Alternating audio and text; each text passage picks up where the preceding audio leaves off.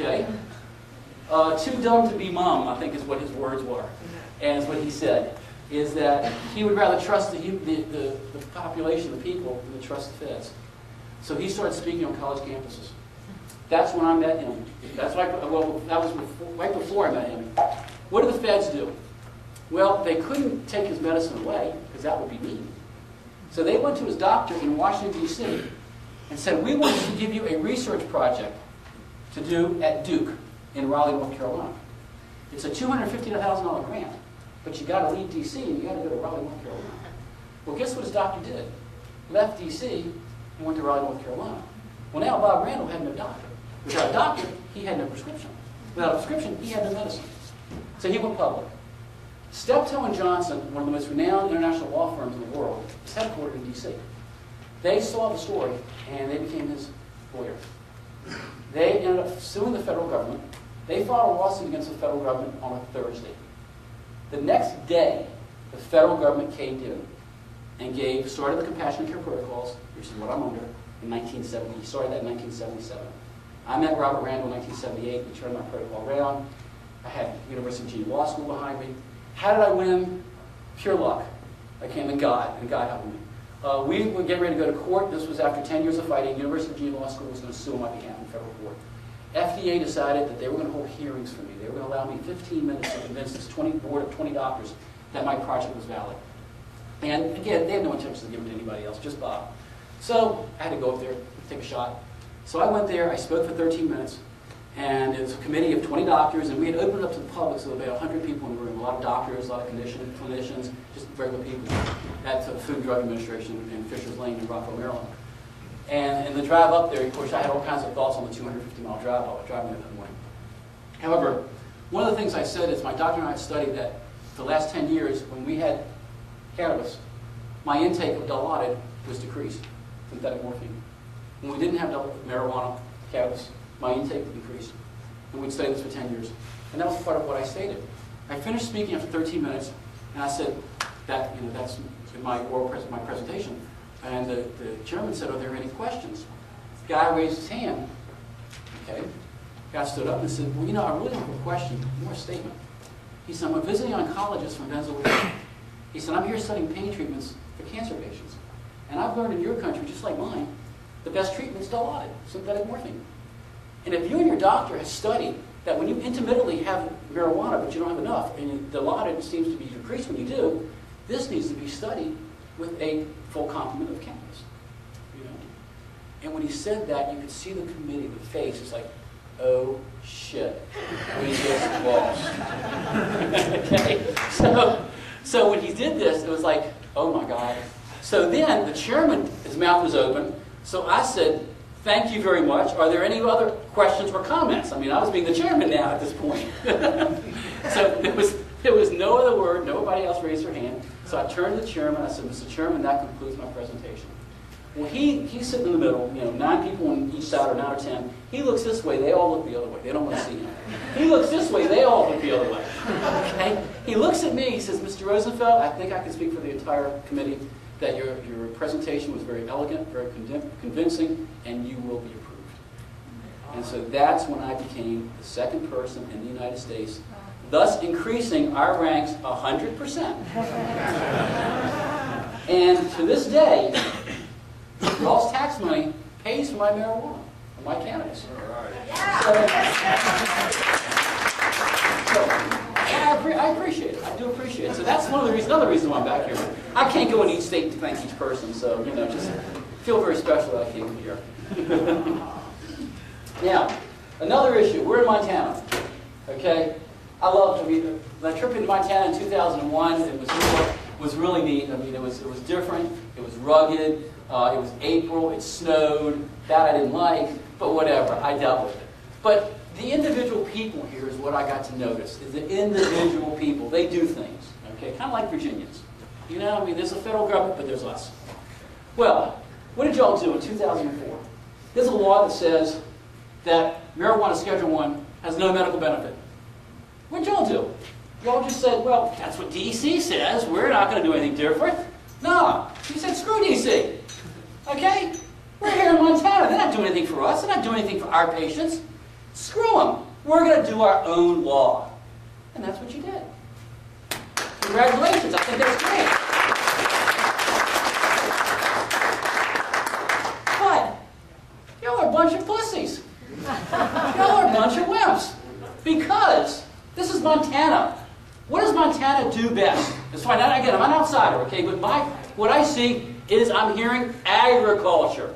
Agriculture, agriculture. That's what y'all do best. Well, I see a lot of land out there that could be utilized for hemp. Okay? Now, what does our country do with hemp? It says that we can sell hemp all day long. Isn't that great? We can sell. The federal government gives us the right to sell hemp. That's fantastic. Only we got to import it from other countries. Now, wait a minute. We got a problem with employment and with domestic productions, and yet we can do this, we can sell it, but you just got to import it out of the country. Well, that's D.C. telling you what to do. I'm just kind of surprised. Because I would think Montana would say, F D.C. Okay?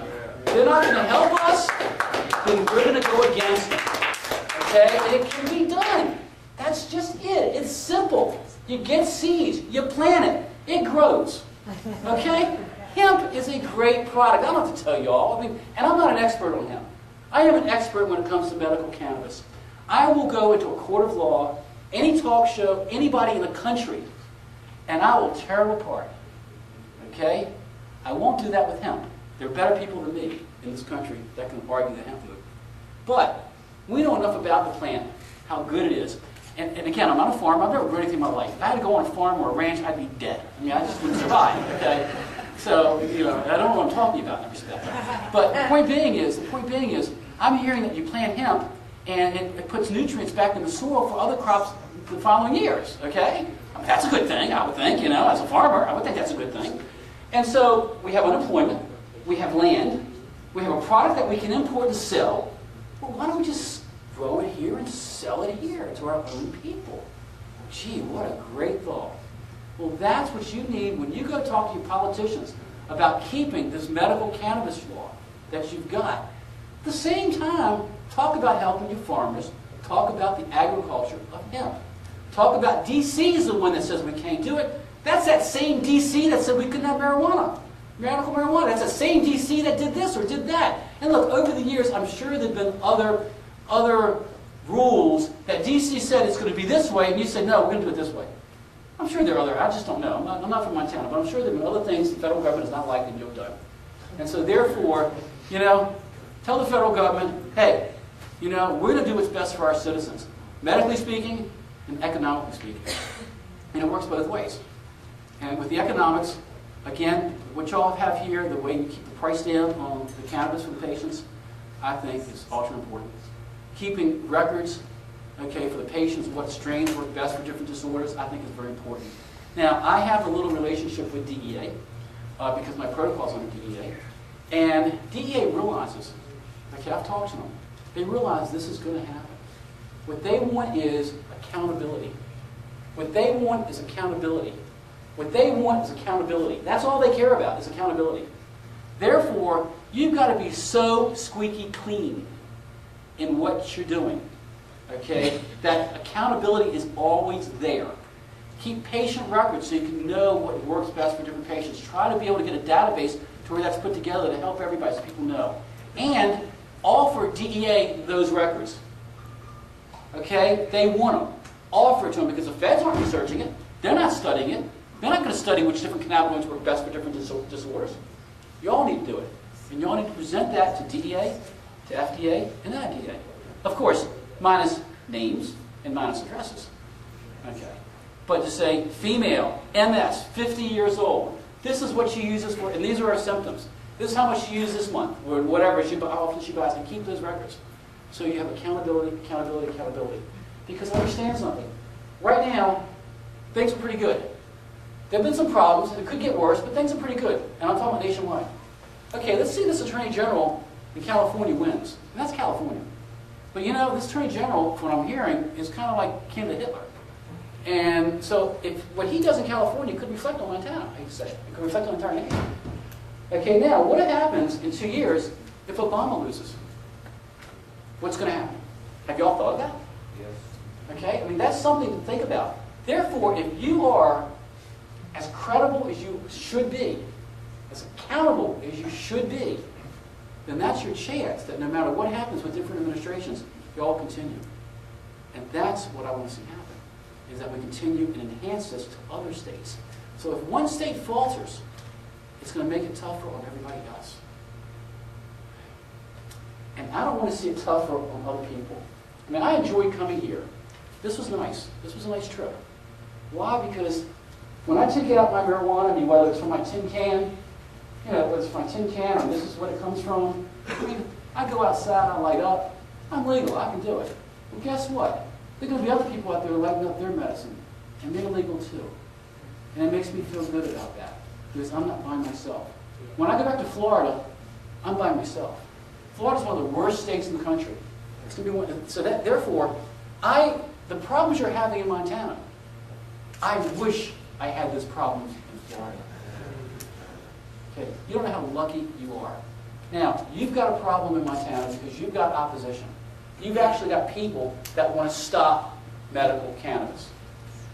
About 2 months ago, I was in Berkeley, California, and their city council was discussing about how they were going to have these facilities, how much they could have, whether the cooperatives could have this, how much they could do, and that was the whole discussion. It was like an hour and a half, and they wanted me to speak last. So it's like they were going to give me 10 minutes. They said, we're going to do an hour and 20-minute meeting, and we want you to speak last. And one of the things I said is, it was a committee here, and I guess the mayor and everybody was there, and I guess there were maybe 70 people in the room. And this person says this person says that, because I only had a minute and a half to speak. And when I got to speak, I said, something, this has been such a pleasure. Because not one person got up and said, do you realize how dangerous marijuana is or cannabis is and what you're trying to do? No. They were arguing how it should be this many plants, it should be that many plants. That's what they were arguing, not whether it should be or not. And you've got people in this state now that want to end it. Okay, so that's your first problem. You've got to stop that. Now, your second problem is how much can you have? Okay, how much can you have?